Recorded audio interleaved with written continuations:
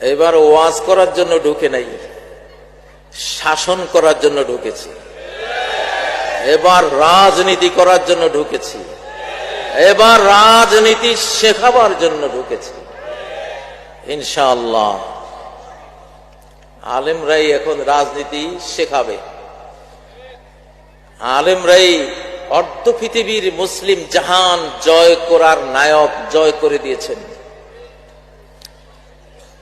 সাহাবায়ে কেরাম অর্ধ পৃথিবী জয় করে দিয়েছেন। তারা সব ওলামা, সব কি ওলামা।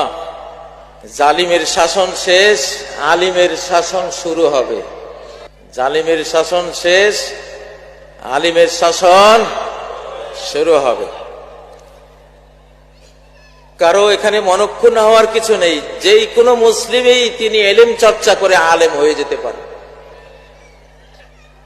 কোরআন হাদিস চর্চা করে তিনি আলেম জ্ঞানী হয়ে যেতে পারেন।